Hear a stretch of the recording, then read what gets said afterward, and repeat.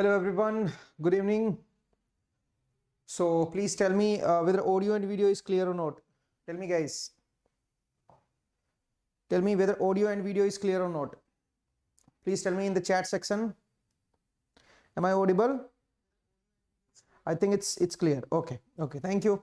So guys, today we are starting the new series, that is fundamental series, and in this series I'm starting with network theory, and the first lecture is on Ohm's law.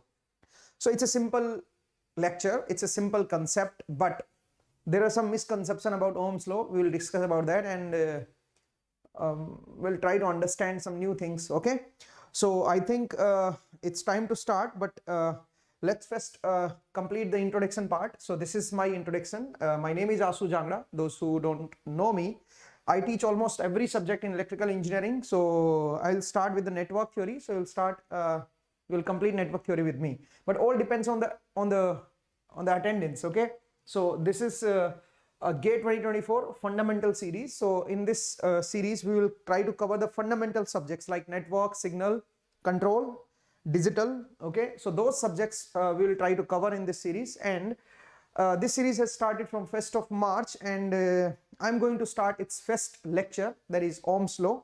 Okay, the first subject is network theory. After that, the next subject will be started. So now the coming, after maybe 10 or 15 days, you will see one more subject which will start in this series. Okay, so let me tell you guys, there is one good opportunity for everyone. That is, you can give the scholarship test to get 90% scholarship, and you can avail the BYJU'S courses. Okay, and if your financial condition is not good, and if you are very good in studies, then you can attempt this test. This will be on 5th of March at 12 p.m. so you can register yourself. The link is given in the description. Okay, before starting the session, don't forget to like this session and subscribe our channel and press the bell icon so that you get the notification whenever my lecture will be live. Okay, so let's start the session, guys. So tell me, are you ready? Tell me everyone, are you ready? So I will try to speak in Hindi and English both. Okay, because there are some students who want me to speak in Hindi, and there are some students who want me to speak in English. Okay, so I will try to mix both the languages, and I think it's time to start. So tell me guys, are you ready? So you ready? Okay, so let's start the subject. Let's start with the Ohm's law. But before Ohm's law, let's take a holistic approach of the subject. In this subject, mainly we will discuss about current and voltage. And the first thing is current. What is current? So first we need to understand the concept of current. Okay, so we need to understand what is the meaning of current and how the current will flow. And so can you tell me what is current? Generally, students think that current is flow of electrons. That statement is correct. Okay, flow of electron, but not fully correct. Flow of electrons. Now, many students think that current is flow of electrons. Actually not, because there are some situations in which current is not only because of flow of electrons, it can be flow of charges also, it can be flow of ions also. Like whenever you touch the electricity, every student, I hope that every student may have touched electricity at some time, maybe at your at your house or maybe somewhere else, but every student has felt the electricity. Whenever you touch the live wire at your house, you felt the shock. It means there is a current flow in your body. Then only you felt the shock. And now in your body, if the current is flowing, it is not because of free electrons. It is because your body doesn't have free electrons. In your body, there are ions. Whenever you touch the live point, then what will happen is, in your body, some ions will be created. If the ions are created, then the flow of that ions will make the current. It means it's not about flow of electrons. Okay, similarly, let's say I take one pot, and in that pot I put some water and I put some salt. So that we have the salt NaCl in our houses. So I put that salt. Now in that water I have Na plus and Cl minus. I have the ions. Now, if I take a bulb, let's say I have some bulb here, okay, and what I did is there are two wires, and this is my electrical supply. So one point is live, one point is neutral. Now what I did is I connect this neutral on this side of the bulb, and this live point I have connected like this. I have put the live point here in this water, and from this side I have taken this wire out. Okay, now you will see that the current is flowing. Now you will see that the bulb is glowing. Okay, why the bulb is glowing? Why there is current flow? There is a current flow in this water. There is a current flow. So that current flow in this water is because of ions. It's not because of electrons. Okay, so you have to understand that current is not only because of free electrons. Current can be because of flow of ions. Okay, so the right statement, the correct statement should be flow of charge. It should not be flow of electron. It should be flow of charge. So the current is flow of charge. Okay, flow of charge, flow of charges. In charges, electrons can be there or ions can be there. So it's a large statement. I mean, the electrons is a subset of charges. Okay, that's why I'm following this statement. Current is flow of charges. I hope it is clear. I have performed one experiment on this concept, and I will try to link that video in the description. So after that lecture, maybe half an hour or maybe tomorrow, you will see I will link one more video in the description where I have performed this experiment, and you can feel that. Okay, so I told you that current is flow of charges, but generally we say that the current is flow of electrons. Then why that statement, from where that statement came? That statement is valid in metals, because in metals what happens is at room temperature there is some enough thermal energy, and if some metal is there at the room, let's say this is the metal, let's say this is the metal block. If it is a metal block at room temperature, in this metal there are so many free electrons. There are so many free electrons. And why these free electrons are there? Because every atom in metal, we have an atom. In that atom we have nucleus, and around that atom there are some electrons which are revolving. Okay, there are some electrons which are revolving. Now if you put some thermal energy, if you are increasing the temperature, let's say, then this atom will get energy. Because of that thermal energy, the electrons will be excited. Now look at this electron, the outermost electron. If you put some energy to this electron, obviously it will be excited. It will go into higher energy state. And if this electron is in higher energy state, then it will leave this orbit. Okay, it will become free. It will become free. Okay, so in metal, what we have is, let's say this is the metal block. So in metal, we have so many free electrons. So many free electrons. Every atom has given its free electron. So there are so many free electrons which are randomly moving in this metal at room temperature. So generally in metal, like copper or aluminum or iron, so in metal we have free electrons because of thermal energy, and those free electrons are randomly moving. There is a thermal agitation between them. They're randomly moving. If they are randomly moving, it means they are not making any current. There is no current in that metal. Why? Because if you assume any cross section area, if you assume that there is some imaginary cross section area at this point, then at some particular instant of time, the number of electrons which are going on this side is same as the number of electrons which are going on this side. It means the net flow of electrons is zero. So if I take some metal, let's say this is the metal, if I take some metal, in that metal there are free electrons, but the net flow of current is zero. The net flow of charge is zero. There is no current flowing in this metal. Why? Why there is no flow of electrons in this metal? Because the number of free electrons which are going on this side at some particular instant is equal to the number of free electrons which are going on this side. So the net flow of charge is zero. That's why there is no current. You will feel no current in the metal at room temperature. Now, if you somehow provide some potential difference across this metal, then there will be a net flow of charge, there will be a net flow of current, there will be a net flow of electrons, and because of that flow of electrons, the current will be formed. Okay. So in metal, you can say that the current is flow of electrons because there are free electrons in the metals. But that statement is not generalized. I hope it is clear to everyone. Okay, guys, tell me. I hope it is clear. Okay. So I think it is clear, guys. I think it's clear. So whenever you try to tell me you try to explain the concept of current, then always say current is flow of charge, or you can also say that current is rate of change of charge, dqt by dt. You can also say that current is dqt by dt, rate of flow of charge, rate of change of charge. Okay. So you can also say that current is dq by dt. Okay. Now, according to this relation, if I am providing you the charge wave shape, how the charge is changing, if I provide you that wave shape, you can easily plot the current wave shape. How to do that? Okay, let's say there is some circuit. Let's say I have this circuit, and in this circuit is connected with some source.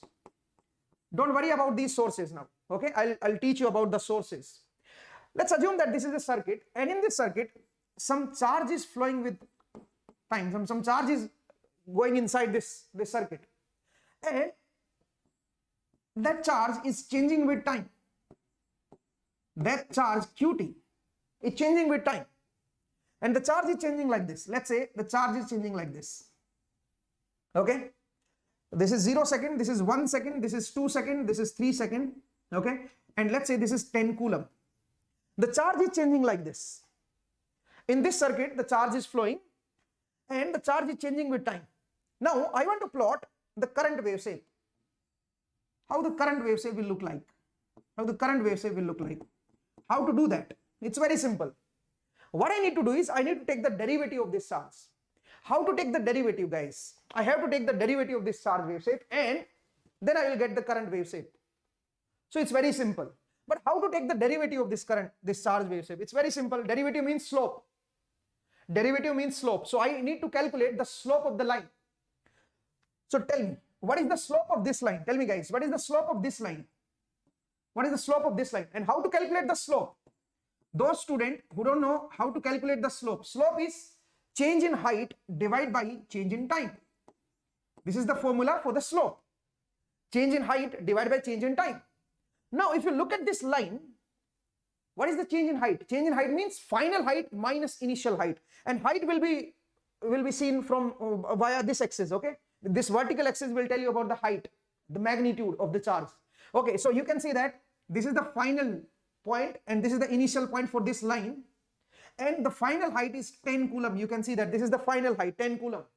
So if you want to calculate the slope, final height minus initial height, at this point the height is 0, divide by the change in time, the final time. Time is seen from this axis. Final time is 1 minus initial time is 0.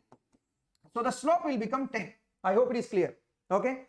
So for this line, the slope is 10. Now, what about this line? So the slope for this line is 10. So you can see that from 0 to 1, the derivative has to be 10. It means the current will be 10 ampere. I hope it is clear. Derivative means slope. So I need to calculate the slope. So from 0 to 1, the slope is 10. dq by dt is 10. It means the current has to be 10 ampere. Now, can you tell me from 1 to 2, what is the slope? Tell me, guys, from 1 to 2, what is the slope? Can you tell me the slope? Tell me, guys, what is the slope from 1 to 2? 1 to 2 second, what is the slope? Yeah, it's 0.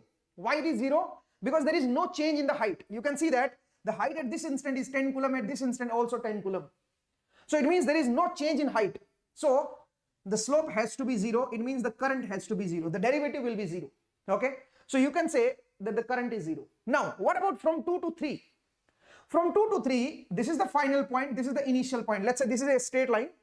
On this straight line, I have 2 points. Final point, initial point. So the final height is 0. Minus initial height is 10. Divide by final time minus initial time. 3 minus 2. So it will become minus 10 upon 1. It means the slope is minus 10. So you can say that the current from 2 to 3 second, it will be minus 10 ampere. Okay. So the current will be minus 10 ampere. I hope it is clear. What about after 3? After 3, tell me guys, what about after 3? After 3 seconds, there is no change in the height. If there is no change in the height, then the slope will be 0. And if the slope is 0, then the current will also be 0. So after 3 seconds, the current will be 0. I hope it is clear. Tell me guys, is it clear? So we can plot the current wave shape. It's easy peasy. If the charge wave shape is provided to you, you can easily plot the current wave shape. What you need to do is, you need to just take the derivative. Derivative means slope.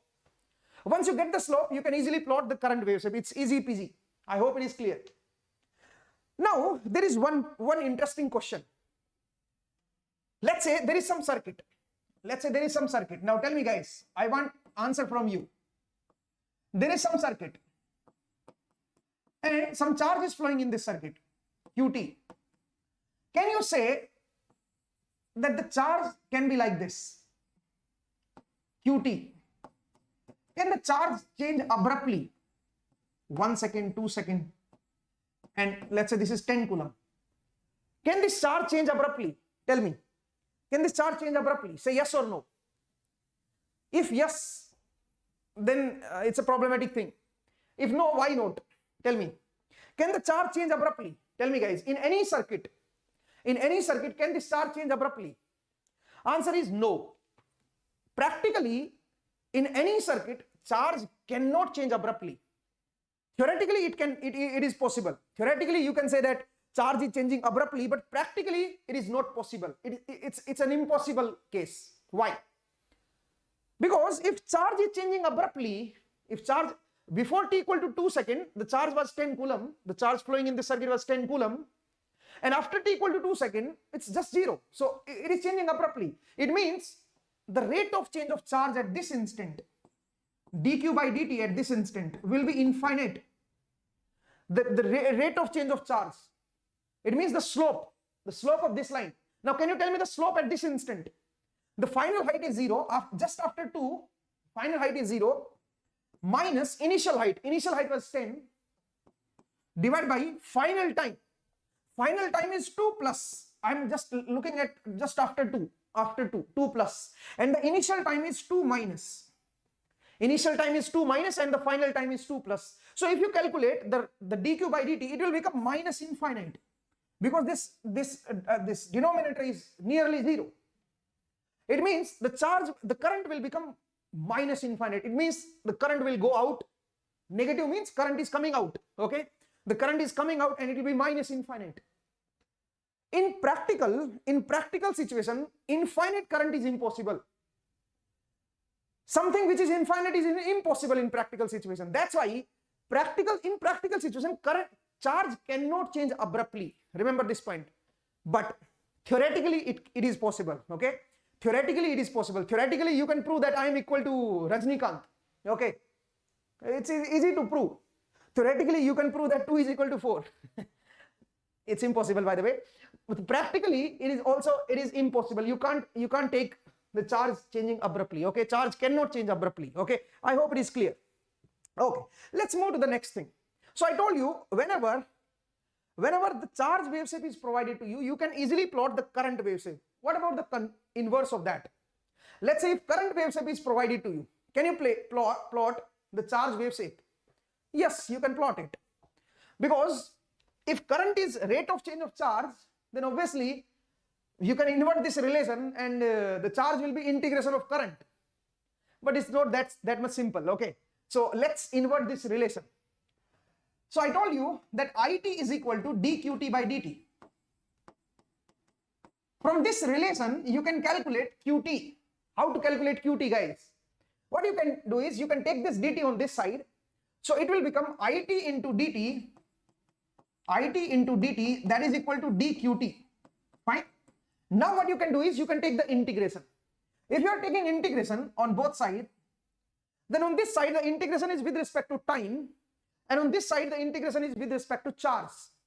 So let's say I am integrating from 0 to t. 0 to t.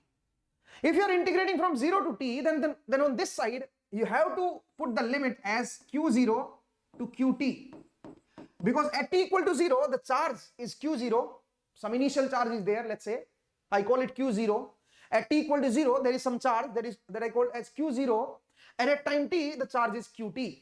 Okay, so what I can do is, now I can simplify this. So integration 0 to t it dt is equal to, this will become qt minus q0, qt minus q0.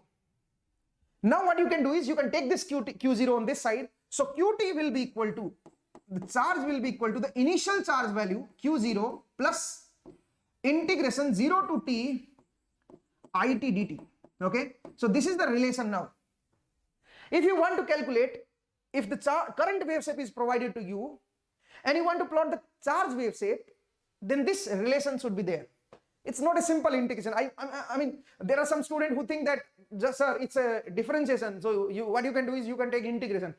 I mean, don't say like that. You have to take the initial conditions also, na? Because you are integrating from 0 to t. So at t equal to 0, there is some initial charge also, na? q0. Okay, so you have to write qt is equal to q0 plus 0 to t it dt. That should be the correct relation. I hope it is clear. But it might be possible that you are not starting from 0 second. Let's say you are starting from t equal to t naught. So if you are starting from t equal to t naught, then this relation will change to qt naught plus integration from t naught to t it dt. Is it clear, guys?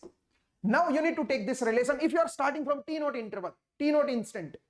If you are starting from t naught instant, then you have to integrate from t naught to t it dt, and this has to be qt naught because you are starting from t naught onward. I hope it is clear. This relation is clear. Now let's implement this relation. Let's take a question and let's try to solve one question from using this relation. Let's say we have a circuit. And in this circuit, let's say we have some circuit. Let's say we have this circuit, okay? And in this circuit, what I'm doing is I'm taking some current IT. Let's say the current wave shape is given to you. The current wave shape is like this. Okay, let's say this is 10 ampere and this is minus 10 ampere. Okay, 0 second, 1 second, 2 second, 3 second. Now what I need to do is I need to plot the charge wave shape qt. This is my IT wave shape. The current wave shape is given to you and I need to plot the charge wave shape qt. Okay, I need to plot the qt. How to plot this wave shape? It's very simple. What I need to do is I need to integrate the charge. I need to integrate this current wave shape, but it's not that simple. So we'll see that. Sonu is saying, sir, Q0 में body के पास charge होगा क्या? Q0 initial charge है Sonu. It can be anything. अगर कुछ नहीं दे रखा है तो Q0 की वैल्यू आप 0 ले सकते हो by default. Okay? But if Q0 is provided, then you have to take Q0 initial charge. अब ये initial charge कैसे treat करते हैं वो मैं आपको अभी बता रहा हूँ. Okay? You will understand what is the meaning of Q0 or QT naught. What is the meaning of initial charge? I'll tell you. Don't worry. You will understand it. Okay? So let's try to solve this question. अगर आप इस question को solve करते हैं अपने आप समझ जाएंगे ये. It will be easy to understand. Okay? Okay, guys. Now current wave shape is given to us and now we need to plot QT. How to plot QT? It's very simple. You need to apply this relation. Since you are starting from 0 and no initial charge is given to you, so you can take Q0 as 0. Okay? Initial charge is 0. Okay? Now from 0 to 1 I need to plot the wave shape of QT. How to plot the wave shape of QT? We have to apply this relation because we are starting at t equal to 0 instant. So the QT will be equal to Q0 plus integration 0 to t. What is IT? What is IT? IT value is 10 ampere, 10 dt, and the initial charge is not provided to you, so you can take Q0 as 0. Initial charge is not given, so by default we will take 0 coulomb. So it will become 10t. QT will be 10t. Is it clear, guys? Now the question is, why this limit is 0 to t? Why not 0 to 1? Why not 0 to 1? Can you tell me? Because the 10 ampere current is between 0 and 1, na? So why don't you take 0 and 1? Why you have taken 0 and t? Tell me, guys. Can you answer this question? Why you have taken the limit as 0 to t? Why not 0 to 1? Because the current is between 0 and 1, na? So I have to take 10 and then I have to integrate from 0 to 1. Why it's 0 to t? Tell me guys. Tell me, is there any answer? I mean, do you know why I have taken from 0 to t? Why not from 0 to 1? Tell me guys, tell me, if you know this, tell me. Tell me everyone. Let's see how many of you can solve this question, how many of you can answer this question. Why you have not taken 0 to 1? Why it's 0 to t? Because let me tell you guys, because if you are taking from 0 to 1, what does it mean? You are not calculating the function. Actually, this should be a function, this should be a graph, this should be a function of time. If you want that this charge has to be function of time, then you can't put fixed limit.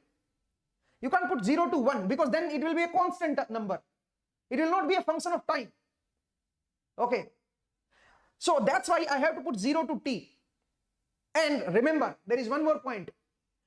This 10 ampere is valid between 0 and 1. So after calculating this, now you can put the limit. T has to be between 0 and 1. Why? Because this 10 ampere I have taken, the IT value I have taken as 10. This IT value I have taken as 10, but this 10 is valid between 0 and 1 only. That's why whatever this answer is valid between 0 and 1 only. Because this 10 ampere is between 0 and 1. That's why this answer is valid between 0 and 1. I hope it is clear. Because we need to calculate the function, not the value, not the constant number. We need to calculate the variation of charge. That's why the limit has to be t. Okay, you'll understand it, don't worry. So from 0 to 1, it is 10t. Now I need to plot it. So it's a straight line, okay? It's a straight line and it will be like this, okay? At t equal to 1, because you can put between, this is valid between 0 and 1 on interval only. So if you put t equal to 1, it will be 10 coulomb. It will be 10 coulomb. If you put t equal to 0, it will be 0, okay? So you can see that this is the wave shape of the current. This is the wave shape of charge. This is the wave shape of charge between 0 and 1. Now, what about after 1? From 1 to 2, let's say. Now, the initial time is not 0. If you are looking from 1 to 2, then the initial time is 1. Now, I don't take 0 as initial time. I take 1 as initial time. So now after 1, what will be the relation? Now qt will be equal to q1 plus 1 to t it dt. Is it clear guys? Is it clear? 1 to t it dt. I have to write it like this. What is q1? Q1 is the initial charge now. And what is the initial charge value? Now it has 10 coulomb. It has increased to 10 coulomb. So 10 coulomb is the initial charge now. Is it clear guys? Now I have to take Q1 as 10 coulomb. Q1 as 10 coulomb. So it will be 10 plus integration from 1 to t. And what is this it? It is 0. It is 0 dt. Is it clear guys? It is 0. But remember, this it 0 is valid between 1 and 2. So whatever this function came out, it is valid between 1 and 2. I hope it is clear. This is valid between 1 and 2. Okay? Just remember this point. This expression of charge is valid between 1 and 2. Why it is valid between 1 and 2? Because this 0 ampere is between 1 and 2. That's why this expression is valid between 1 and 2. Now if you calculate it, you will get 10 only. You will get 10 because the integration of 0 is 0. Okay? So the answer is 10. It means between 1 and 2, the charge will remain constant. The charge will remain constant. I hope it is clear. Okay? Between 1 and 2, the charge remain constant. Is it clear? Now, let's move further. From 2 onwards. From 2 to 3, let's say. From 2 onwards. Now, what should I write? What should I write? Tell me guys. The initial time is not 1 now. Initial time is 2. So, I have to start integration at Q2. Okay? I have to start integration from 2 seconds onward. Okay? So, now the equation will be Qt will be equal to, tell me guys, it should be Q2 plus 2 to t.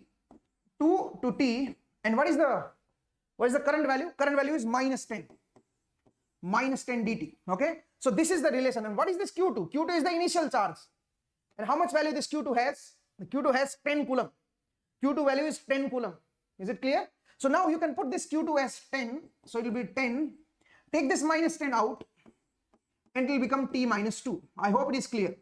This is the current equation now. Okay, this is the current equation now. But this equation is valid between 2 and 3 seconds. Why? Why this equation is valid between 2 and 3? Because this minus 10 ampere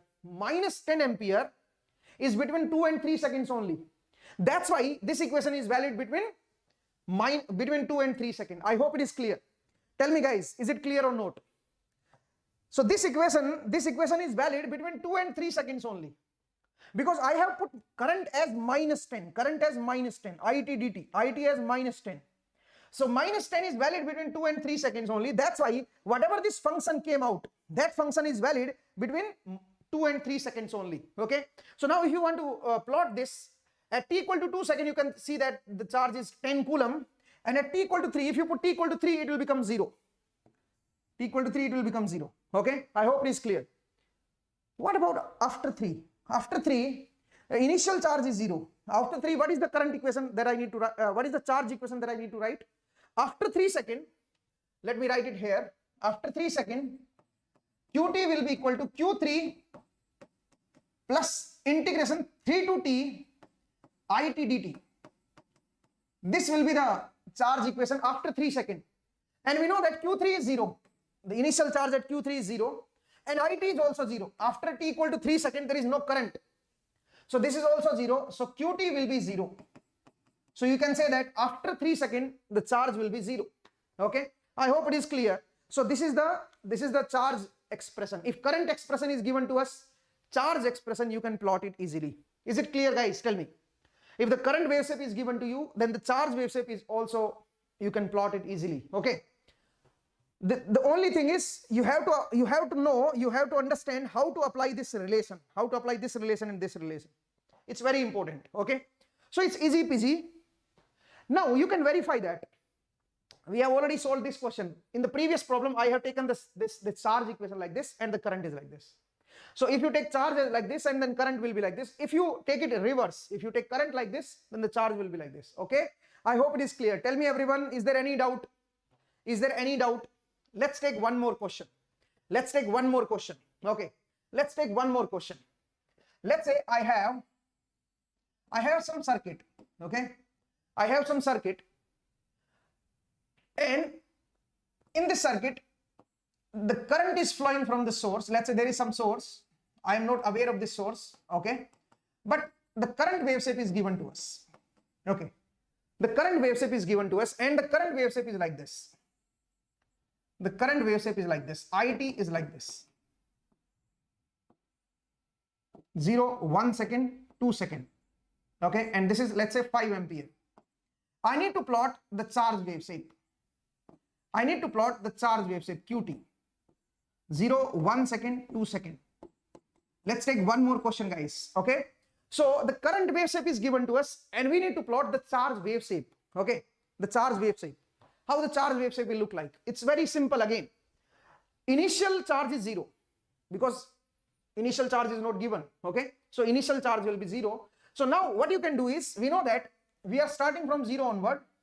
But first I need to write the current expression. I mean the current equation. What is the current equation, guys? How to write the equation of this line and this line? Because you have to define the current now. It's not constant. Current is not constant. In the previous question, it was constant. So you have put the value of current as constant. Okay. You have put the value of current as 10 or 0 or minus 10. Because the current was constant. But now the current is not constant. Current is varying with time. If something is varying with time, then you have to write the equation of the current. What is the equation of the current? How to write the equation of this straight line? And how to write the equation of this straight line? Tell me, guys, how to write the equation of the straight line? It's very easy. It's very easy.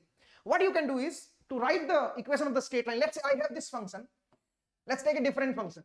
Or maybe I'm telling you on the new slide. Let's say I have this slide. Okay, on this slide, how to write the equation of the line, straight line? Let me tell you, guys. Let's say I have this wave shape. Okay. 0, 1 second, 2 second, 3 second, 4 second, 5 second. And let's say this amplitude is 10 and this is minus 10. And I need to write the equation of this line, equation of this line, equation of this line, and equation of this line.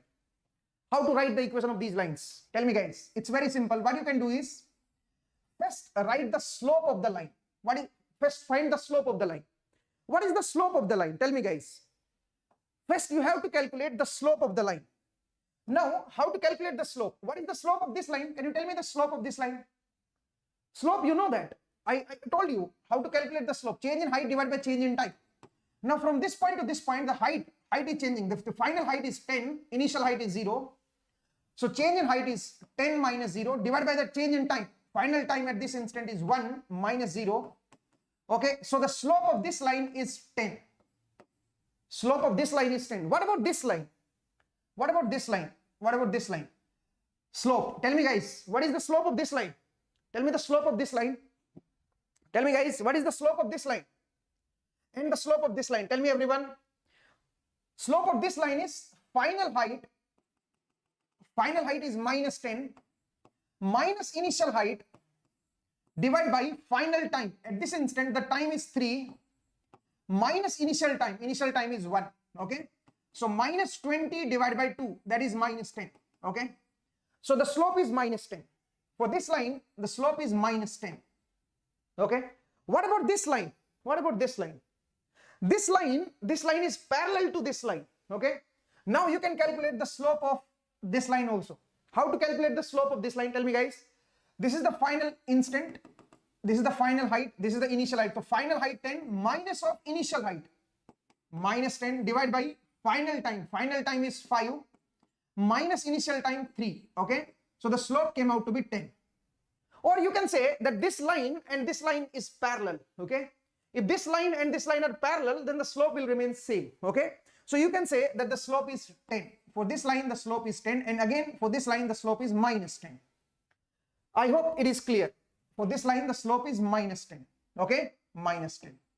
Now, once you get this slope, once you get the slope of the line, then it will be very easy to write the equation of the line. How to write the equation of the line? Let me change the color. Okay. Let me change the color as white or maybe blue. Okay. So now it's easy to write the equation of the line. Once you get the slope, just multiply with t. Just multiply with t. Whatever the slope is, just multiply with t. Okay. Just multiply with t. Whatever the slope is, just multiply with t. Now, after multiplication with t, you have to verify whether this equation is correct for this line or not. Whether this equation is correct for this line or not. How to verify? You can verify. At t equal to 0, the height should be 0. Now, in this equation, if you put t equal to 0, it has to be 0. If it is becoming 0, then it is correct. At t equal to 1, this height has to be 1. At t equal to 1 second, you can see that the height has to be 1. And if you put t equal to 1 in this equation, the height came out to be 10. At t equal to 1, the height has to be 10 now. At t equal to 1, height has to be 10. You can see that. So if in this equation, if you put t equal to 1, it has to be 10. And it is becoming 10. It means this equation is correct. It means this equation is correct. Now let's come to this equation. Now let's come to this line. Now in this line, you can see that at t equal to 2 second, height has to be 0. At t equal to 2 second, height has to be 0. If you put t equal to 2 in this line, in this equation, if you put t equal to 2, it is becoming minus 20. But it has to be 0. Because we know that at t equal to 2, it has to be 0. But it is becoming minus 20. Now tell me, how to make this minus 20 as 0? Simply by adding 20. If you add 20 to it, now it will become 0 at t equal to 2 seconds. So the equation for this line is minus 10t plus 20. Is it clear, guys? You can see that at t equal to 2, if you put t equal to 2, now it is becoming 0. Because it has to be 0. That's why this is correct now. Okay? I hope it is clear. Now let's come to this line. Tell me guys, what is the equation of this line? The equation of this line is 10t. But is it correct? Let's check. At t equal to 4, the height has to be 0. The height has to be 0. But if you put t equal to 4 in this equation, it is 40. It is not 0, it is 40. To make it 0, what I need to do is, I need to subtract 40 from it. Is it clear, guys? I need to subtract 40 from it. Is it clear? So the equation for this line is 10t minus 40. 10t minus 40. What about the equation of this line? Tell me, guys. What about the equation of this line? The equation of this line is minus 10t. Equation of this line is minus 10t. Is it correct? Just check at 6. At 6, it has to be 0. At 6, it has to be 0. Is it becoming 0 at t equal to 6? No, it is becoming minus 60. To make it 0, I have to add 60 to it. So the equation of this line has to be minus 10t plus 60. Is it clear, guys? Is it clear? Tell me. Is it clear? Tell me, everyone. I think it's clear now. I think it's clear. So now you can write the equation of the line. It's very easy. It's very simple. I hope it is clear. Now let's come back to the original question. We have this current set. Can you write the equation of this current and this current? Tell me, what is the equation of this line? So the equation of this current, let me write the equation of this current. So the equation of this current line is 5t. And for this line, it's minus 5t plus 10. So you can see that it's 5, the slope is 5, the slope is minus 5. Okay. So you can write 5t for this line and minus 5t plus 10 for this line. I hope it is clear. Okay. So this was easy peasy. We can write the equation of the current. Now it's time for the charge. How to calculate the charge? So to calculate the charge, we know that qt has to be equal to q0 because we are starting from 0 instant plus integration from 0 to t and it. What is it now? For this line it has to be 5t. But remember, this 5t is valid between 0 and 1. So whatever this expression came out to be, that expression is valid between 0 and 1 second. Remember, okay? You can put the value of t between 0 and 1 only. So what is this expression, guys? Can you tell me? Q0 is 0 because there is no initial charge. It is not provided to you. So you have to take it 0, okay? So initial charge is 0. So take Q0 as 0 and this will be equal to, Qt will be equal to, can you tell me what is this value? It came out to be 5t square by 2. Is it clear, guys? Tell me. So it is 5t square by 2. But this equation is valid between 0 and 1 second. 0 and 1 second. I hope it is clear. Now I need to plot it. At t equal to 0, it is 0. At t equal to 1, it will become 5 by 2, 2.5. And it's a parabola. It's a parabola. Okay. At t equal to 1, it will become 2.5 coulomb. Is it clear, guys? It will become 2.5 coulomb. I hope it is clear. I hope it is clear. Okay. So this was easy peasy. Now let's move from 1 to 2. Let's move ahead from 1 to 2. Okay. How to write the charge? Qt will be equal to Q1 plus integration from 1 to t minus 5t plus 10. Minus 5t plus 10 dt. Is it clear, guys? Tell me. So I have to write it like this. Now what is this Q1? The Q1 came out to be 2.5. Q1 is 2.5. So this is 2.5 minus 5. Now I have to integrate this. Okay. Okay. Wait. So this Q1 is 2.5. So 2.5 is this. Plus now I have to integrate this. It will become minus 5t square by 2 plus 10t. And I have to put the limit 1 and t. Okay. But this expression is valid between 1 and 2. Remember. Okay. Why this is valid between 1 and 2? Because this current expression, this expression is valid between 1 and 2 seconds. That's why the charge expression is valid only between 1 and 2 seconds. Okay. I hope it is clear. So if you solve it, it will become 2.5 minus 2.5 t square plus 10t. Upper limit minus lower limit I have to do, na? So plus 2.5 minus 10. I hope it is clear. So this is my charge expression Qt. And this expression is valid between 1 and 2. Now let's simplify this. So it will become minus 2.5 t square minus 2.5 t square plus 10t minus 2.5 t square plus 10t and minus 5. And this is valid between 1 and 2. This is valid between 1 and 2. I hope it is clear. Okay. This is my charge expression. Now, can you plot it? Can you plot it? At t equal to 1, what is this value? At t equal to 1, can you calculate this value? This value at t equal to 1 came out to be 2.5. Okay. Came out to be 2.5. What about t equal to 2? At t equal to 2, you can calculate this value. This came out to be, what is at t equal to 2? What is this value at t equal to 2? Can you tell me, guys? At t equal to 2, it will become minus 10 plus 20 minus 5. Okay. So it came out to be 5. It means at t equal to 2, it came out to be 5. So it is like this. It is inverted parabola. It is like this. So this charge will become 5 coulomb. Okay. At this instant, the charge will become 5 coulomb. Okay. I hope it is clear. Okay. Is it clear, guys? Tell me. So now you can see that from 1 to 2, the charge will become from 2.5 to 5. Okay. from 2.5 to 5. Now, what will happen after 2 seconds? Tell me, what will happen after 2 seconds? So the charge has reached to 5. Charge has reached to 5. What will happen after 2 seconds? After 2 seconds, the expression will be QT will be equal to Q2 plus from 2 to t, current is 0 dt. Is it clear? Tell me. Because the current is not there after 2 seconds, okay? So if current is not there, then this will become 0. What is Q2? Q2 is 5. Q2 is 5. It means the charge will remain constant at 5. Charge will remain constant at 5 coulomb, okay? So this is the wave shape of the charge. I hope it is clear, guys. I hope it is clear. Tell me, everyone, I hope it is clear. So this is the wave shape of the charge. This is the wave shape of the charge. Charge is changing with time, okay? So I hope it is clear, and I hope you got the idea how to plot the charge wave shape from the current wave shape and how to plot the current wave shape from the charge wave shape, okay? But sometimes the problem is different. The problem is not about the wave shape. Sometimes they will ask something different. Let's say I take a problem. Let's say I take a problem. Let's say this is some circuit and I connect a source here.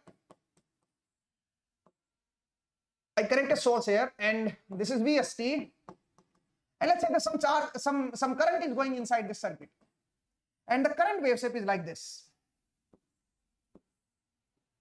0, 1, 2, and this is, let's say, 5 ampere. This is the current wave shape. They have provided you the current wave shape, okay? Now the problem asked is, what is the total charge supplied to the circuit in 2 seconds? Now the question is it's not about wave shape.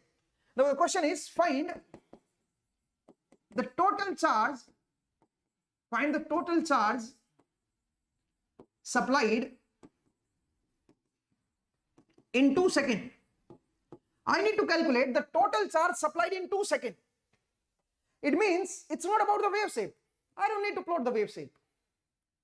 What I need to do is, I don't need the function. I don't need the function. What I need to do is, I need to calculate the charge value from 0 to 2. Now I need to calculate the total charge. Is it clear, guys? And I don't need that initial charge either. Why?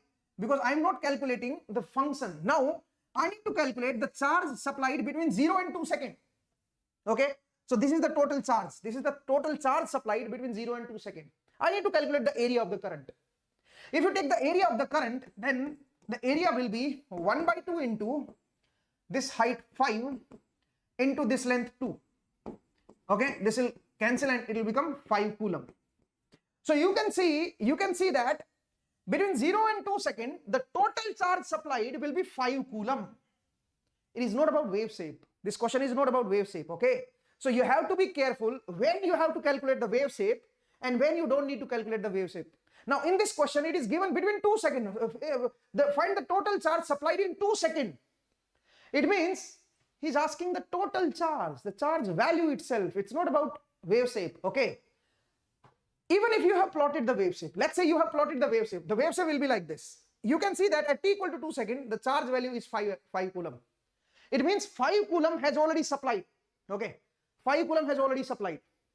So between 0 and 2 seconds, 5 coulomb is supplied. So the answer is 5. From the wave shape also, you can calculate that.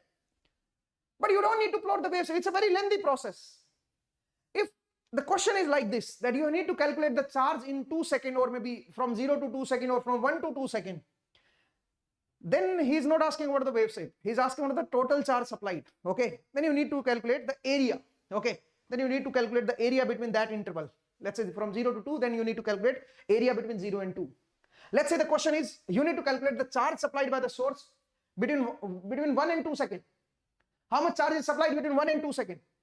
So if the question is like this, how much charge is supplied between 1 and 2 seconds, then you need to calculate the area between 1 and 2 seconds. It's simple, okay? So you have to be careful what the question is, okay? Is it clear, guys? Tell me, have you understood this? Say yes or no. I hope it is clear. Tell me, everyone. Tell me, is it clear or not? Send me some love, okay? the teachers generally on YouTube, they generally say na, that put some love, okay, in the chat section. Just give me some love, okay. Love means that heart sign, okay, and that red color and something like that, okay. So anyway, so tell me guys, no, I don't need that. Believe me, I don't need that. I'm just joking, okay.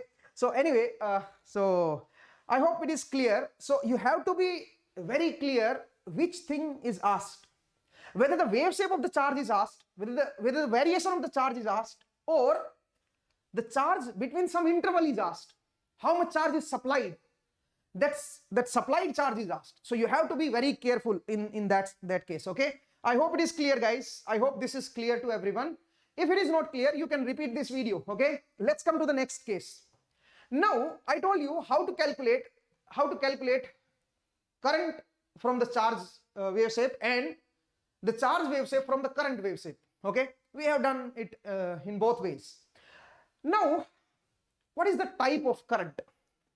How you define the type of current? So let's discuss about the type of the current. Let's discuss about the type of current. There are actually three types of current. We have defined three types of current. One is convection current, one is displacement current, and one is conduction current.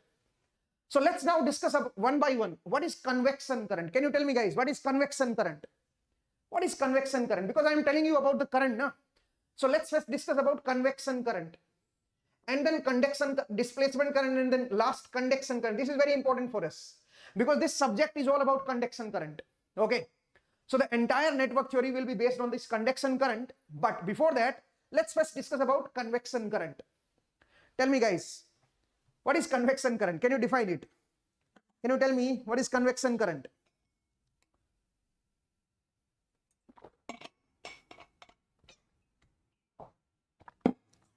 Tell me guys, what is convection current?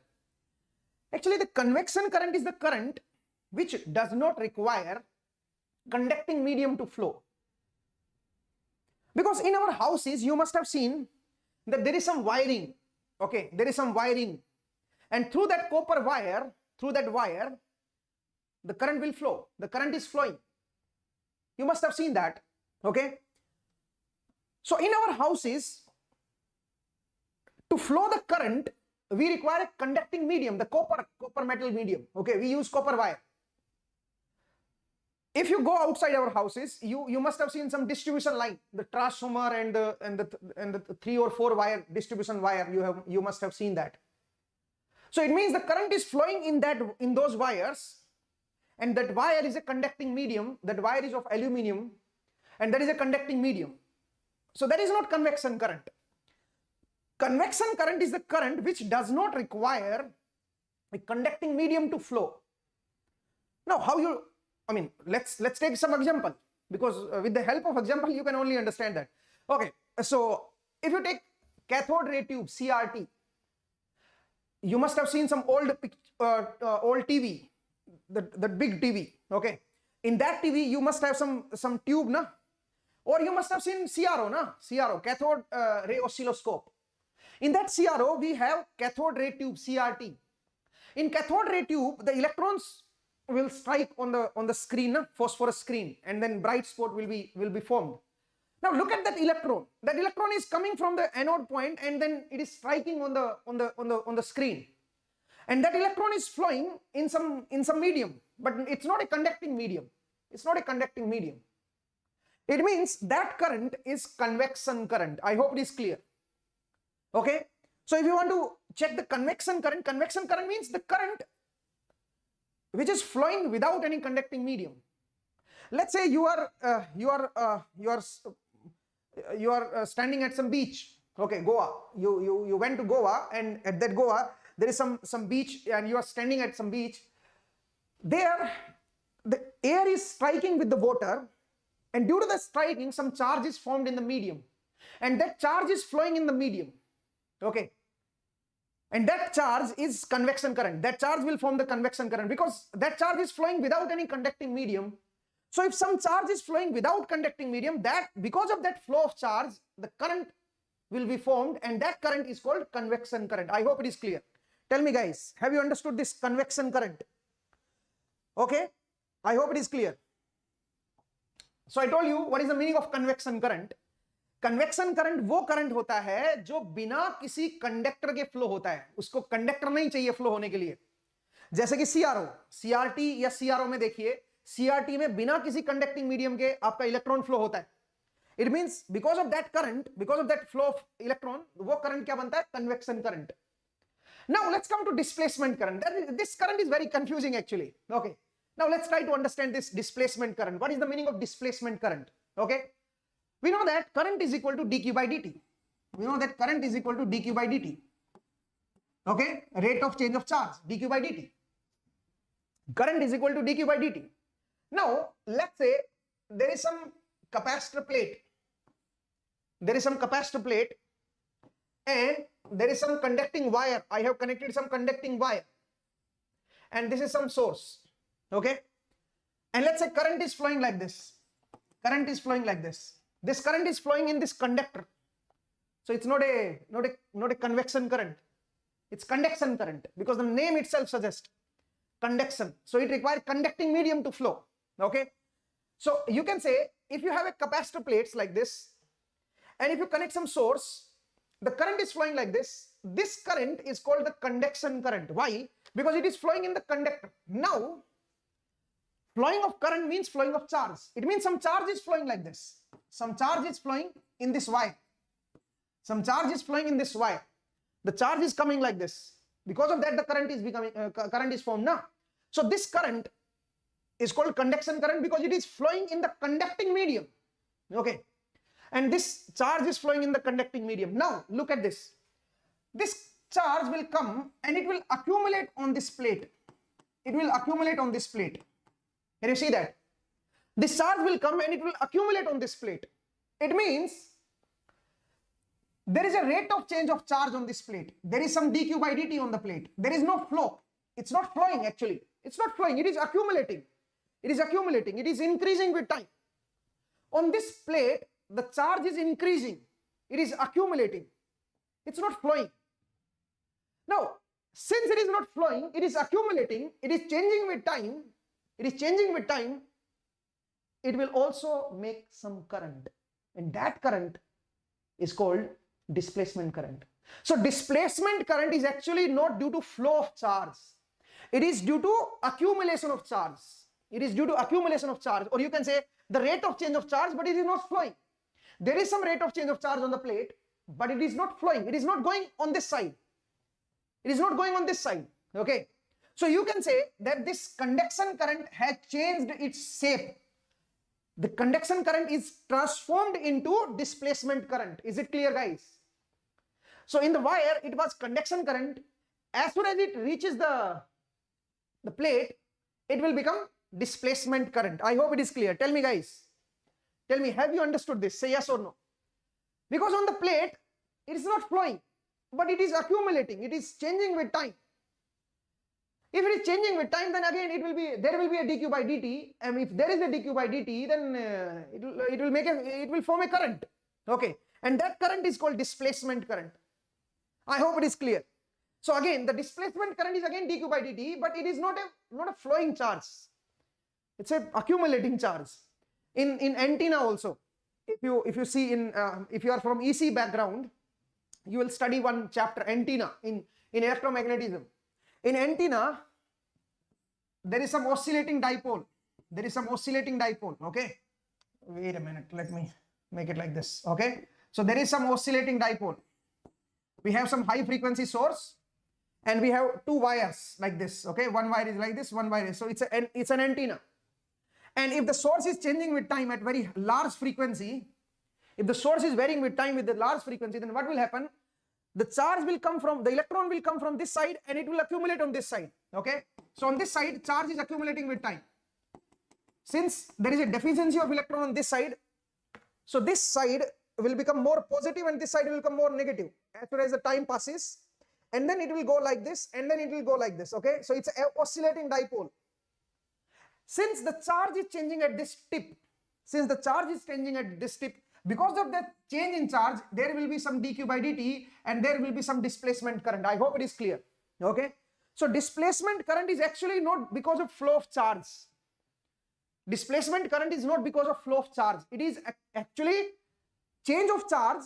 Charge is changing with time, but it is actually accumulation of the charge. Okay, it is accumulation of the charge. I hope it is clear. So we call it displacement current. We call it displacement current.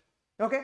Now there is one more current, conduction current. What is the meaning of conduction current? Tell me guys, what is the meaning of conduction current? Conduction current is the current which require conducting medium to flow. Which require conducting medium to flow. Like in our houses, everywhere we will see conduction current. Everywhere we will see conduction current. So the conduction current is the current which require conducting medium to flow. Okay, and the example is in our houses. Everywhere we require conduction current. Everywhere the current is flowing in the wires. That's why that current is conduction current. Okay, I hope it is clear. So conduction current. So there is one more difference. You cannot apply KVL, KCL on these type of currents. Okay, Ohm's law. You cannot apply Ohm's law on this current or this current. Okay, Ohm's law is applicable only on conduction current. Ohm's law is applicable only on conduction current. Ohm's law is defined for conduction current. It is not defined for convection current or displacement current. KCL is not applicable on convection current. Okay, I mean it may be applicable, but generally it is not applicable in convection on convection current situation or in displacement current situation. KCL is not applicable. Why not applicable? Let me tell you about KCL, a little bit of KCL. Okay, sir, displacement current थोड़ा और explain कर दीजिए. Okay, let me explain displacement current also, and मैं आपको ये भी बताऊंगा कि क्यों KCL अप्लाई नहीं होता वहां पे. डिस्प्लेसमेंट करंट के केस में KCL क्यों नहीं अप्लाई होता. Okay, let's say I am standing here. Okay, मैं यहां पे खड़ा हूं. Let's say I am standing here and I am not standing on ground. Let's say I am standing on some plastic or maybe on some wooden surface. Okay, this is some insulating surface. Okay, this is some insulating surface. I'm standing on wooden surface. Okay, and here we have some Venn diagram generator. Okay, Venn diagram generator.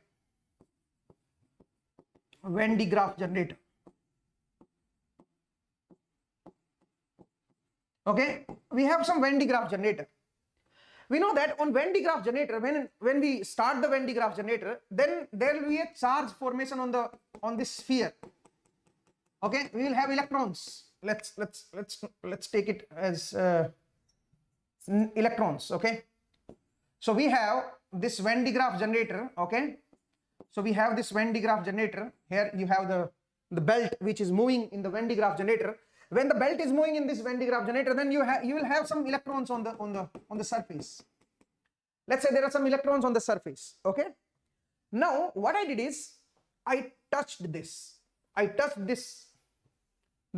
surface. What will happen? What will happen if I touch this surface?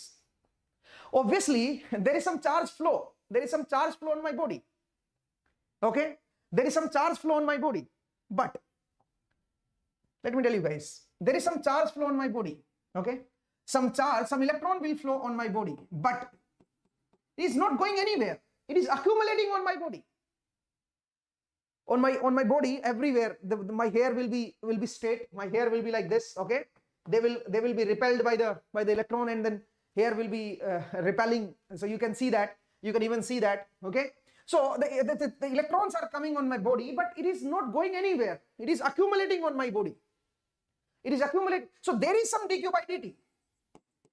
Since the charge is coming, charge is changing with time. It is accumulating on my body. It is changing with time. So there is some current. There is some current, and that current I call displacement current. It's not flowing anywhere. It's not going away from my body. It is coming towards my body, and it is accumulating on my surface, on my body surface. It means there is some dq by dt. If there is some dq by dt, there must be some current. Now we call this current as displacement current. I hope it is clear. It's not flowing. Charge is coming to my body and it is accumulating. I hope it is clear. Tell me guys, is it clear or not? And let me tell you guys, KCL is not valid here. Why? Because the charge is coming like this, but it is not going backward. It is not going backward. Charge just came to my body, it accumulated there. It is not going backward. It means the current is coming like this, but it is not going backward. It means KCL is not valid here. Tell me guys, is it clear? It means KCL is not applicable here. Tell me guys, is it clear or not? That's why on displacement current, you can't apply KCL or KVL or like this. Okay, so you have to be careful. You have to be clear about this. KCL, KVL, Ohm's law, everything will be applicable on conduction current. Okay. On displacement current and convection current, we will not discuss about KCL or KVL or Ohm's law. I hope it is clear. Tell me everyone, can I proceed? Is there any doubt? Please ask. If you have any doubt, please ask. Tell me everyone.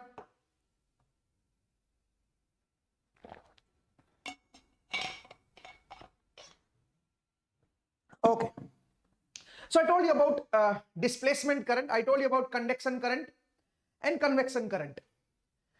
Now, I don't want to derive this relation. But let me tell you, there is one convection current density and conduction current density and displacement current density. Okay, we generally define in terms of density. We define these currents in terms of their density. Okay, now if you look at the convection current density, what is that convection current density? I'm not going to derive it. Okay, convection current density, that is rho v, volume charge density into velocity. Velocity with which the charge is moving. Let's say there is a cloud of charge. Let's say there is a cloud of charge and that cloud is moving in some open medium.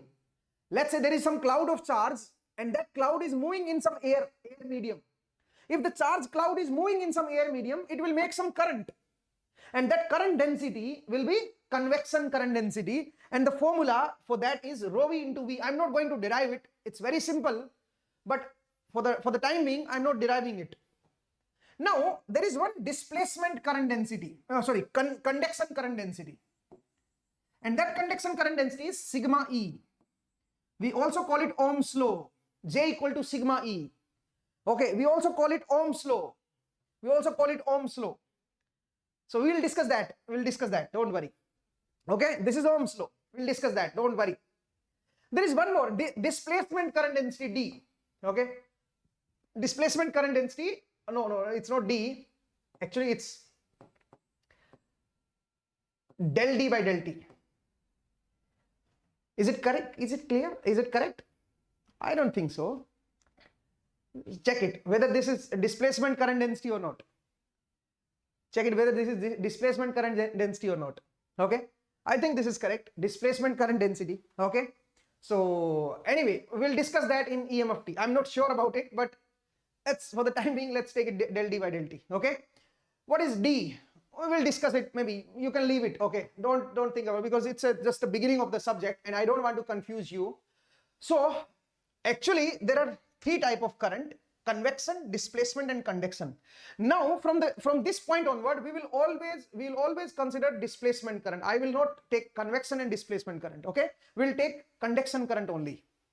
And on this conduction current, Ohm's law is applicable. Okay, now what is Ohm's law? Now it's time for the Ohm's law. Tell me guys, are you ready for the Ohm's law? Do we get shock? Yes, you will get shock. When you touch this, you will get the shock because current is coming to your body. Okay, charge is coming to your body. Charge means current is flowing. Current is coming to your body. You'll get shock. Okay, so you'll be shocked. Okay, you'll get some shock. Even in displacement current case also. Okay, now let's come to the Ohm's law. What is Ohm's law? I'm not going to derive Ohm's law because it's unnecessary. You can find the derivation of Ohm's law in many places, but let's discuss about the important things in Ohm's law. I told you that if we have a metal body, like this, if you have a metal surface, okay, let's say it's a metal. In this metal, what we have is, at room temperature, we have free electrons. Electrons are free and they are moving randomly. Because of some thermal energy. These electrons are separated. Separated from its atom. So you can see that these electrons are free. They are not localized now. Okay, they are moving freely, but they are not coming out of the metal. Remember this point. Because if you want to take this electron out from this metal, then you need to provide some more energy. It's a work function, if you have heard that point, work function. Okay, so these electrons are inside this metal and they are moving randomly because they have some energy. So if you assume some imaginary cross section at this point, at some particular instant, the number of electrons which are coming on this side will be equal to the number of electrons which are coming on this side. It means there is no net flow of electrons. There is no net flow of charge. Okay. If there is no net flow of charge, then there is no current. So you can say that in this case, in this situation, IT is 0. Current is 0. Okay. Current is 0. Okay. TBH, I am a liar. How it flows in open circuit? That's a question. That's a good question. In this case, TBH is saying how the current is flowing in an open circuit, because you are biased. You are biased according to Ohms, according to KVL or KCL. You think that current is only because of KCL. No, sir. You think that current will flow only when the circuit is closed. No, sir. It's not true. Current can flow in even open circuit, like this situation. It's an open circuit. Current is coming like this and it is not going backward. But let me tell you, this is valid for only convection or displacement current. It is not valid for conduction current. If you want to flow the convection current, then there must be some, you can say, there must be some written path. Otherwise, it will not flow. So you don't be biased according to the conduction current, because you have studied some theory according to the conduction current, then only you are asking. That's why you are asking this question. Okay. So remember this. Current can flow in one direction. There is one definition. Let me tell you one definition of KCL. Whenever you have some body, let's say there is some body. Let me tell you about KCL. Little bit of KCL. Don't be confused, guys. Let me tell you about KCL. Little bit of KCL, where the KCL is not applicable. Let me tell you. Let's say we have some body. On that body, some current is coming like this. Some charge is coming like this. Let's say per second, 20 coulomb is coming like this. 20 coulomb per second is coming to this body. And the charge coming out of this body is, let's say, 15 coulomb per second. What does it mean? It means the charge coming in 1 second is 20 coulomb and the charge leaving this body is only 15 coulomb. What does it mean? It means the charge on this body is increasing. It means the charge on this body per second, 5 coulomb charge will stay here. It is not coming out. So per second, in every 1 second, 5 coulomb will accumulate on this body. It means in this body, there is a rate of change of density. The charge density is changing with time. The charge density is not constant. Rho v is not constant, Volume charge density is not constant. Okay. Volume charge density. Density means, I mean, on this body, the charge per unit volume is changing.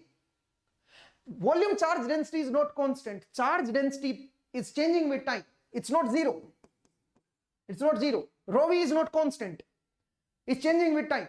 So if there is some situation in which the charge density is, the rate of charge density is not zero, if the charge density is varying with time, what does it mean? It means the input current and the output current are not same. And if input current and output current are not same, KCL is not valid. KCL is not valid. I hope it is clear. Tell me, guys. I hope it is clear. Is it clear, guys?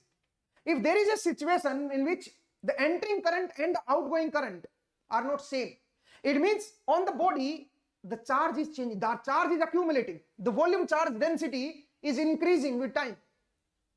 It means the rate of change of volume charge density is not zero. So the situation where rho v is not constant, the situation where rho v is not constant, in that situation KCL is not applicable. It means the rho v is changing with time. Volume charge density is increasing. Now can you tell me why the volume charge density is increasing? Because the entering charge and the leaving charge are not equal. If the entering charge is 20 and the leaving charge is 15, it means per second 5 coulomb charge is accumulating on this body. It means the volume charge density of this body is not constant. It is changing with time. So if the volume charge density is not constant, then the derivative of that volume charge density will not be 0. If it is not 0, KCL is invalid. KCL is invalid. Okay? KCL, you can't apply KCL.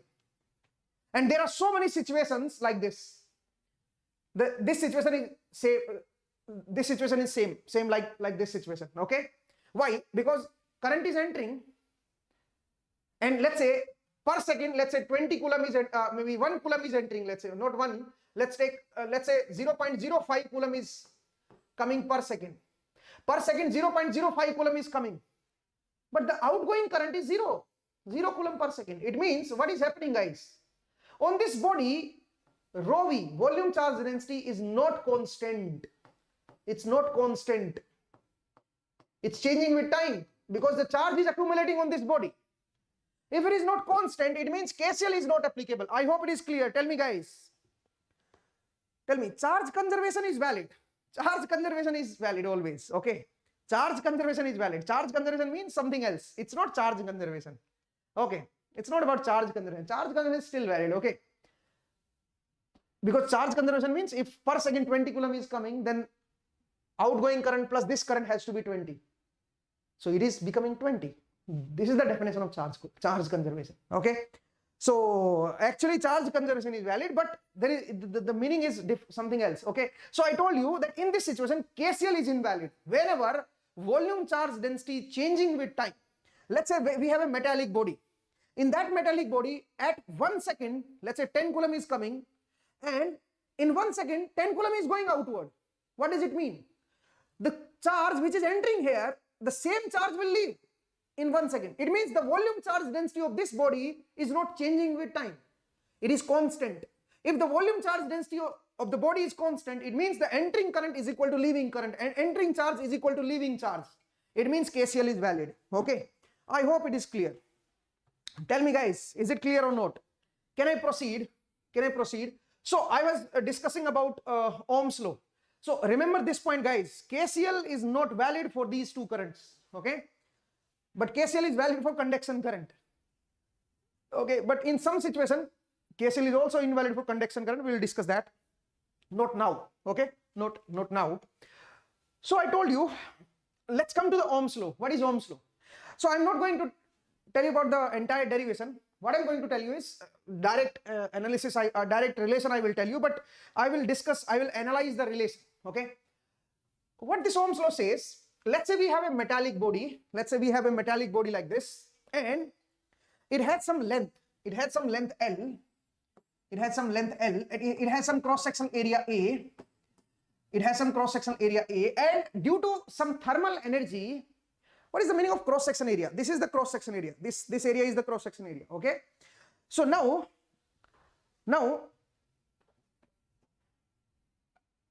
due to thermal energy, there are some free electrons in this metal. At some particular instant, if you look at this cross-section area, if you take this imaginary cross-section area inside this metal, then at some particular instant, the number of electrons which are coming on this side and the number of electrons which are going on this side are same, because electrons are moving randomly, na? Some electrons are moving on this side, some electrons are moving on this side. On an average, the net moment is 0. It means the net current is 0.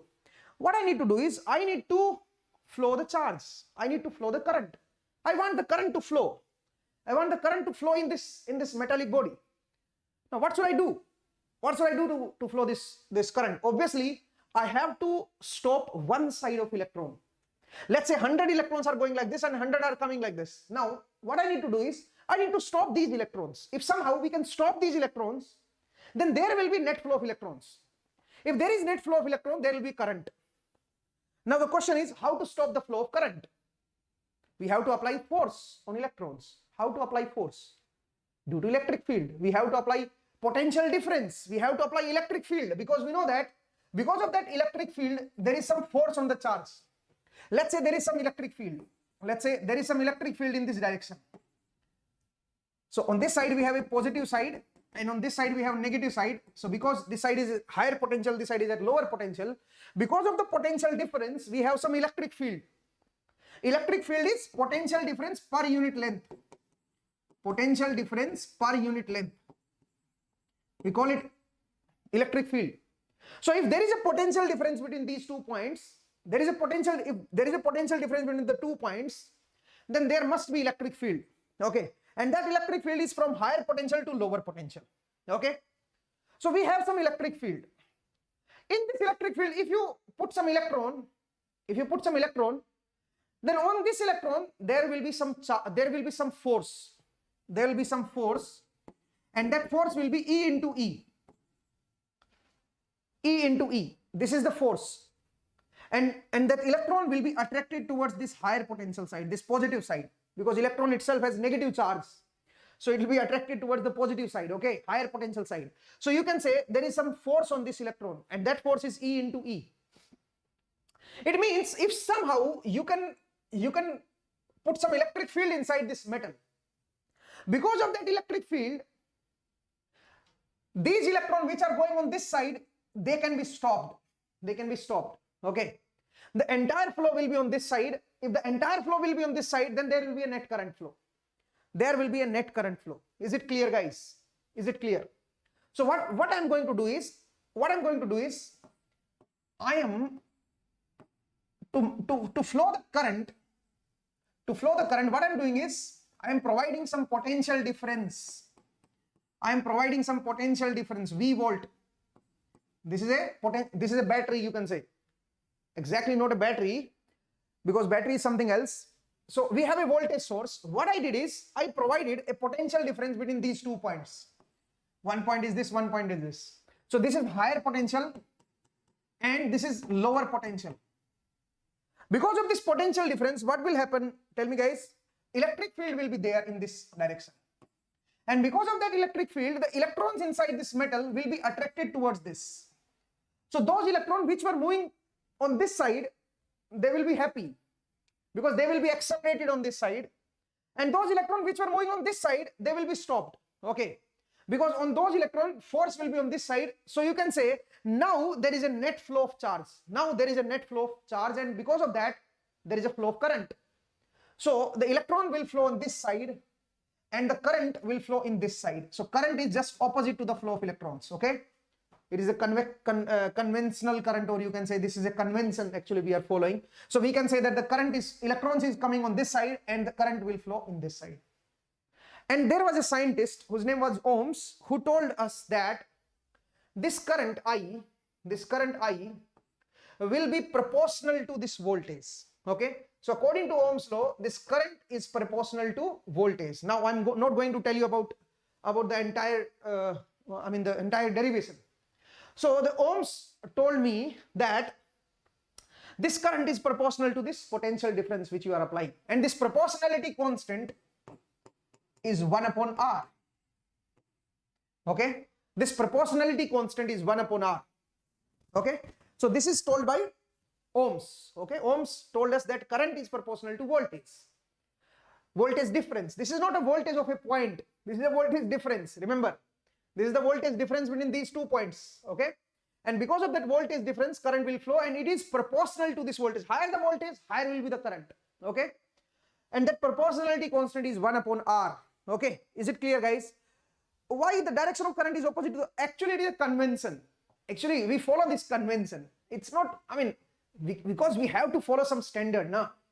Otherwise there is some chaos, na. Some student will take current in the direction of electron, some will take current opposite to the direction of electron. So we have to standardize the things.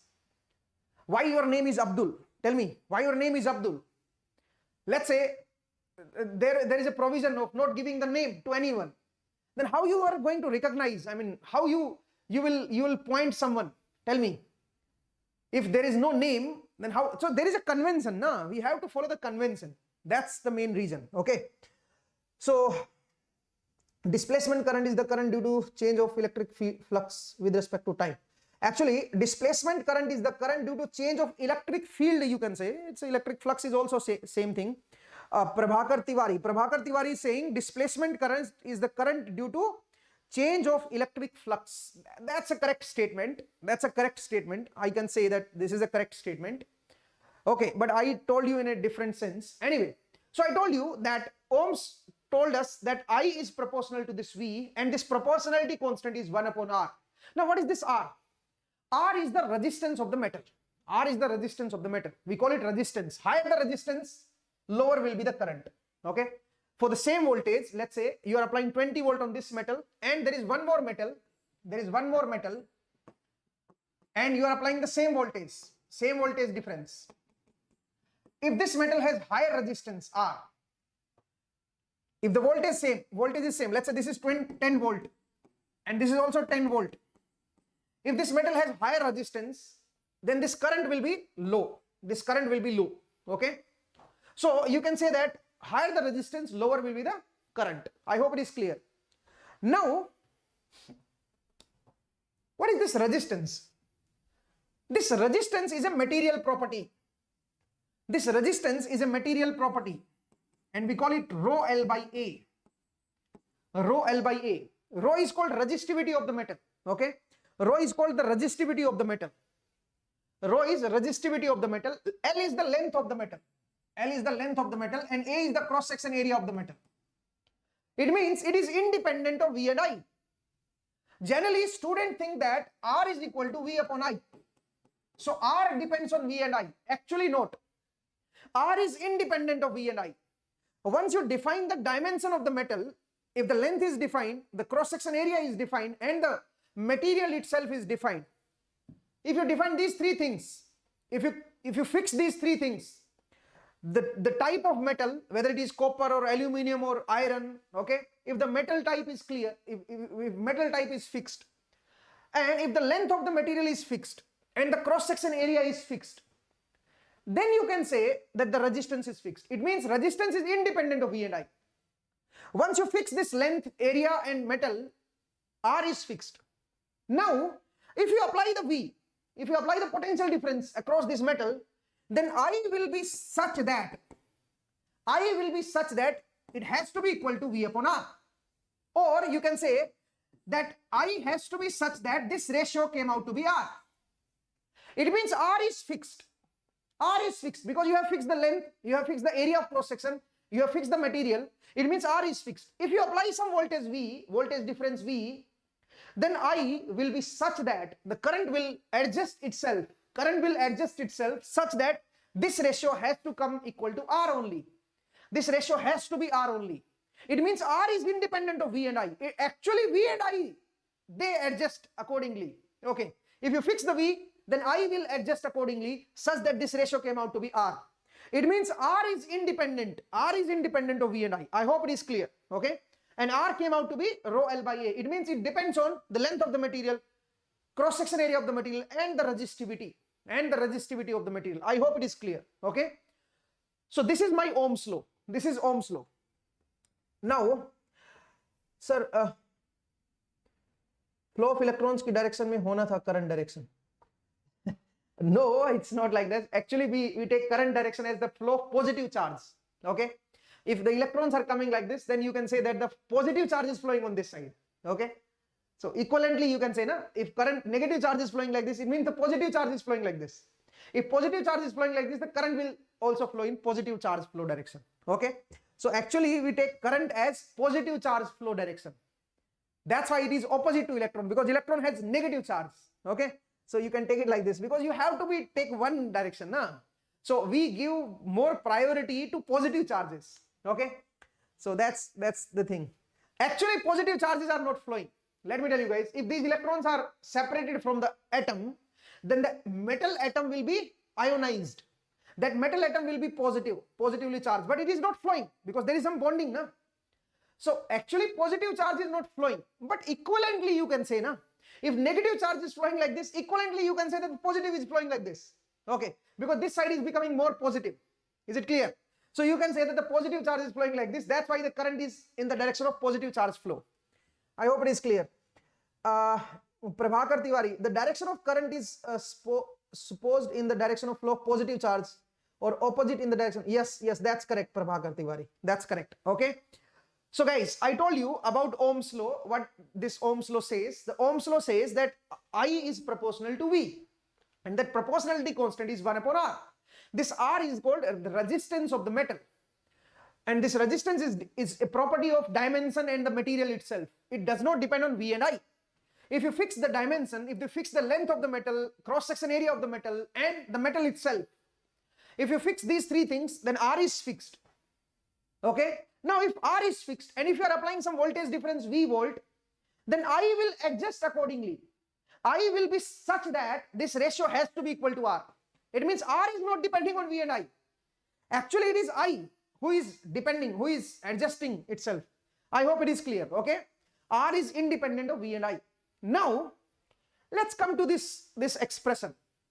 Resistance is rho L by A. So, resistance of the metal is defined by the length of the material and the cross-section area of the material. Okay?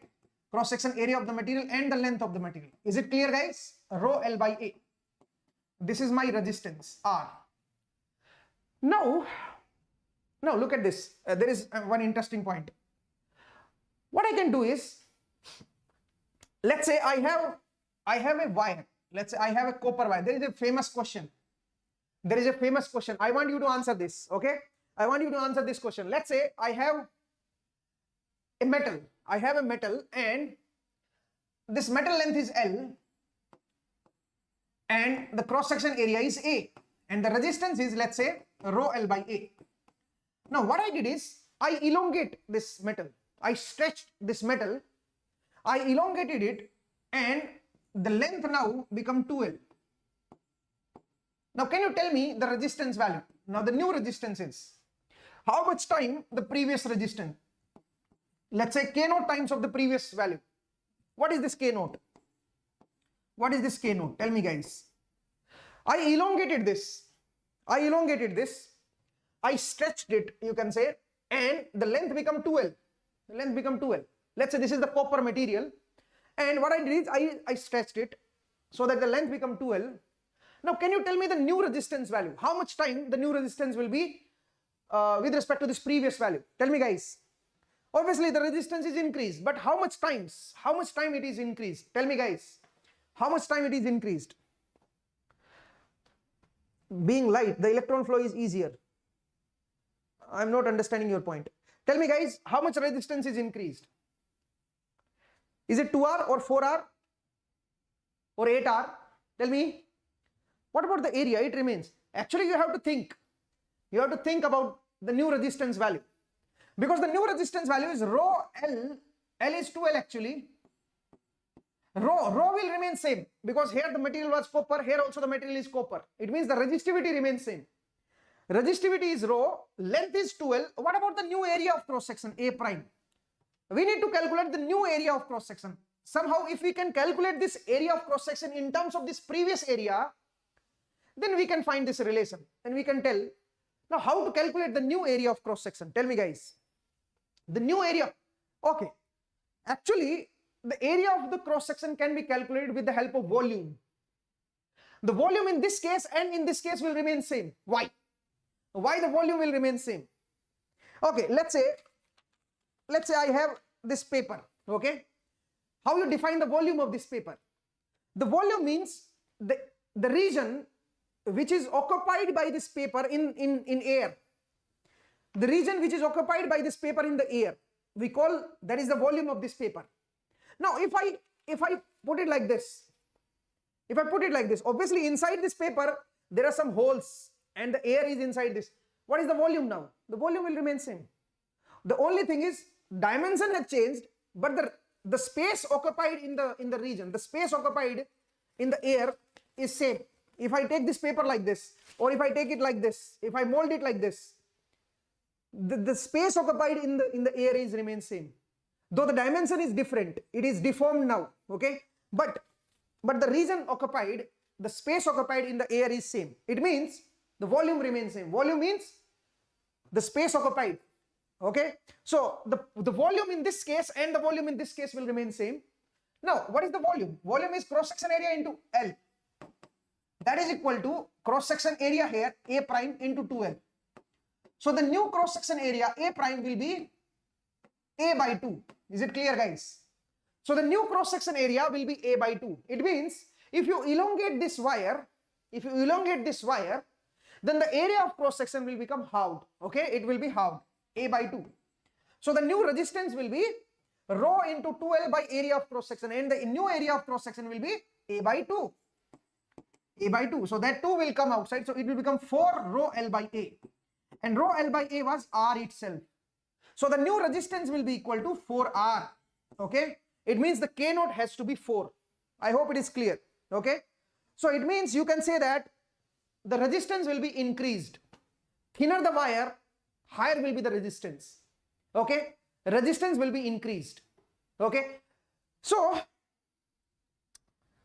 what is the application of this point? Why I am telling you this? Because let's say there are two situations. In your house, there is one air conditioner, AC. Okay. There is one AC, air conditioner is there. And there is one bulb. There is one bulb. Okay. One bulb, let's say. Here you have the bulb. Okay. This is bulb. And this is air conditioner, AC. Okay. Now in AC, when you switch on the supply, AC demands 15 ampere to flow. 15 ampere as, I mean the demand of the AC is 15 ampere, let's say. It is taking 15 ampere from the source, and the bulb require only 0.25 ampere. It requires 0.25 ampere. Now, can you tell me, if you are taking a wire, because this is a conduction current, so you need to connect some wire. You need to connect some wire from the source to the load. Okay. So this is my live point, this is my neutral point. So you have to connect some wire, na? You have to connect some wire. Okay, via this wire, the current will flow. Is it clear, guys? From the source to the load, you have to connect some wire. In that wire, 15 ampere is flowing. And in case of bulb, 0.25 ampere is flowing. Now, can you tell me, what is the thickness of the wire that you need to take? Obviously, here the current is not that much large. The current is not that much large. It means the wire can be thin. The wire can be thin. In thin wire, the resistance of the wire is large. If you take the thin wire, then the resistance is large, R is large. And if you take thick wire, the resistance is low.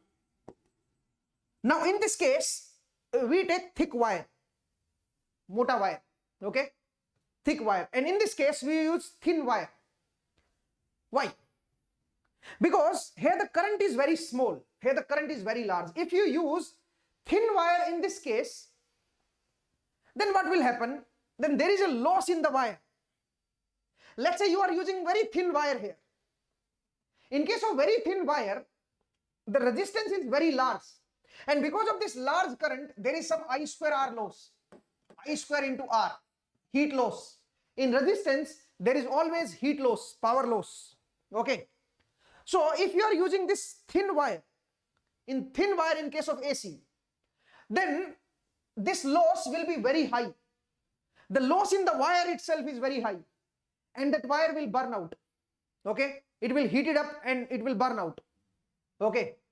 So that's why if you are using more current, if the load is taking more current, in that situation you have to use thick wire.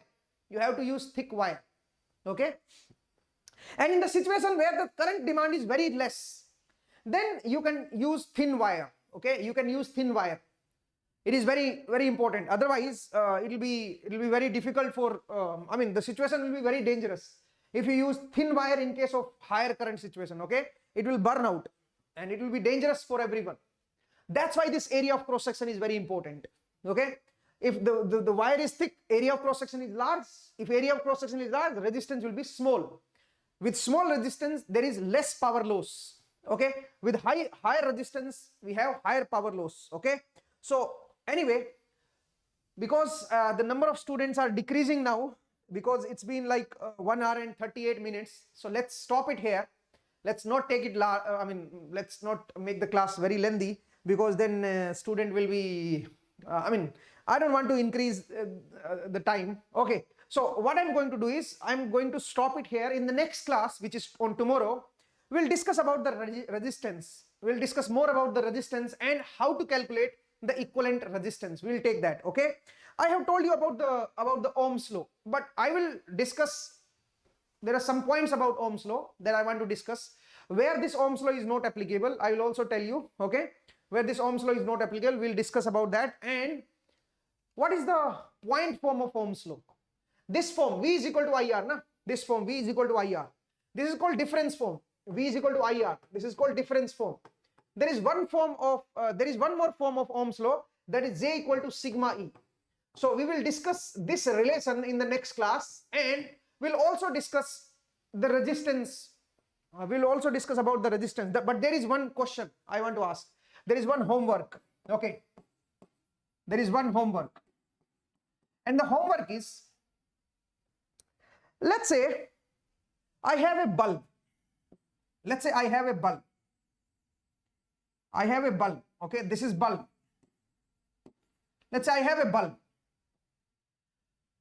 Can you measure its resistance? Can you define its resistance? Can you define its resistance? Tell me, guys. Can you calculate its resistance, and can you define its resistance? Can you tell that the resistance of the bulb is this? Can you say like this? Is this statement correct? That the resistance of the bulb is 20 ohm, or the resistance of the bulb is 30 ohm, let's say. Can you say like this? Is this a correct statement? So you have to think about it. This is your homework, okay? This is your homework. Homework is, let me repeat this question again. Let's say we have a bulb. I want to calculate the resistance of the bulb. First of all, how to calculate that resistance? You have to think about that. Now, let's say the resistance came out to be 20. So can you say that the resistance of the bulb is 20 ohm? Is it a correct statement? You have to tell me that, okay? And there is one experiment lecture I am going to attach in this in the description of this video. In that video, I have performed some experiment, okay? So those experiments you can watch. I have performed some experiment on Ohm's law, on conduction current, on displacement current, okay?